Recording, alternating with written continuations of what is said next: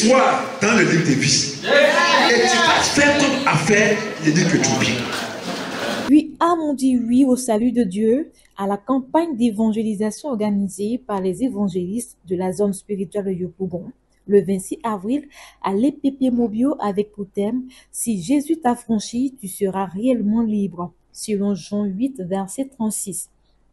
C'est avec Actes 8, versets 26 à 34, que l'orateur, le responsable des évangélistes de Yopougon, Jonathan Obounon, a parlé de l'histoire des eunuques éthiopiens vers qui Dieu a conduit l'évangéliste Philippe dans le but de lui expliquer les Écritures et le conduire à Jésus.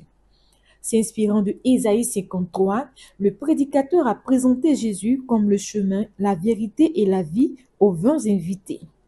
Poursuivant son message dans Actes 8, versets 36 à 39, il a conduit les âmes, comme Philippe avait fait avec l'eunuque, à croire que Jésus est le Fils de Dieu et à se faire systématiquement baptiser après l'étape de la vraie repentance. À l'issue de cette prédication, 8 âmes ont accepté Jésus. Elles se sont repenties, séance tenante, et 7 ont été conduites au baptême.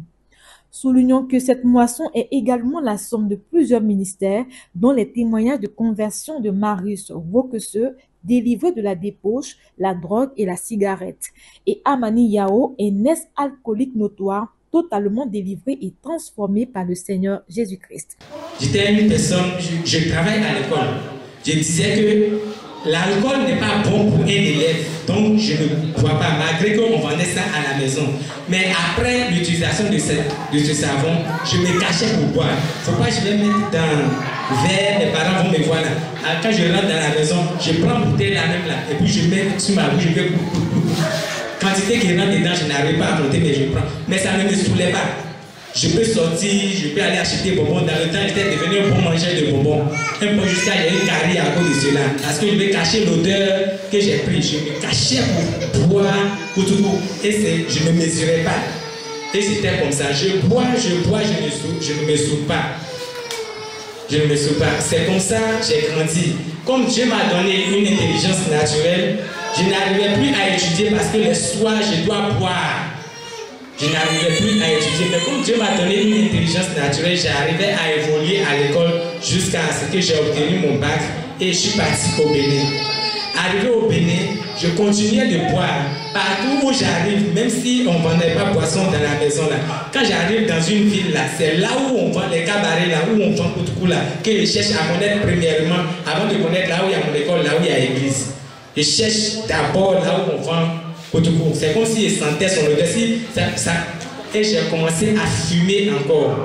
Quand on fréquente ces lieux, j'ai commencé à fumer, je bois et tout. Et si je ne bois pas et que je ne fume pas, je n'arrive pas à dormir.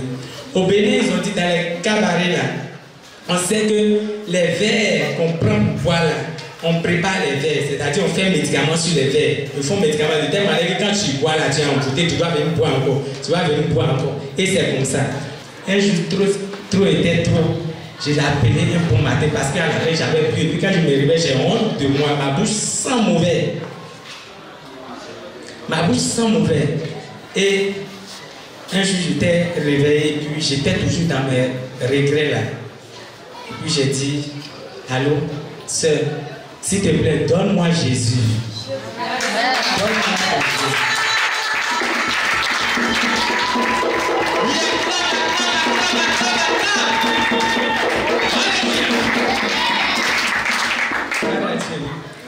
Elle a dit gloire à Dieu.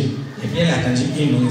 La chance est qu'il y avait une croisade, une séance où le pasteur Meunier est parti au Bénin pour pouvoir faire une croisade d'une semaine. Elle a dit tu as la chance même. Viens, va à tel endroit, il y a une campagne d'évangélisation là-bas, il y a une croisade là-bas, il faut partir. Et je suis parti, je n'avais pas même de moyens. Elle a payé le prix, elle m'a envoyé l'argent. Je n'avais pas, je prends tout l'argent pour boire, je n'ai même pas l'argent pour payer le carburant pour mettre dans ma moto. Elle a payé le prix, elle m'a envoyé l'argent, je suis parti. Qui veut donner sa vie à Jésus-Christ? J'ai donné ma vie à Jésus-Christ. Et je suis venu, quand j'ai donné ma vie à Jésus-Christ, chose qu'on appelle le péché était encore là. Au retour, la nuit là, je voulais aller boire encore. Et quand je suis arrivé là où on vend, celui qui vend m'annonce qu'il il y a un monsieur là qui vivait avec toi là, il est mort avant-hier. J'ai vu que Jésus-Christ est là me parler pour dire qu'il ne faut plus partir. Cigarette que j'ai acheté là, j'ai caché ça, j'ai caché ça et j'ai déposé et puis je suis parti à la maison. Par la grâce de Dieu, ça n'a pas duré, je suis venu. Quand je suis venu en Côte d'Ivoire, mon engagement que j'ai pris là-bas, j'ai tenu. Et on m'a dit, tu dois faire ta repentance pour être délivré totalement. J'ai fait ma vraie repentance. J'ai énuméré mes péchés et j'ai demandé pardon à Dieu. On m'a baptisé.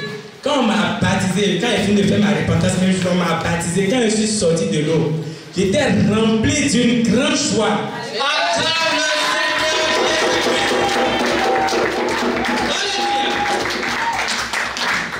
J'étais content et pendant plus c'est-à-dire les mois qui ont suivi, bien les jours qui ont suivi, chaque fois quand il me réveille là, je m'arrête de regarder au miroir à la douche quoi, et puis je vois que je suis vraiment transformé. C'est-à-dire le soulage, hein, celui qui s'arrête et puis il est debout là, il est devenu une beau gars dans le miroir.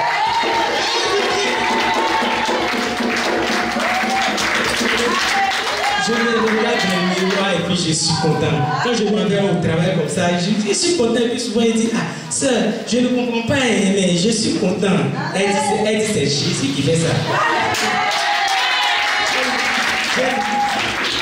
L'apport des semeurs est aussi à noter dans les éléments qui ont concouru à cette moisson.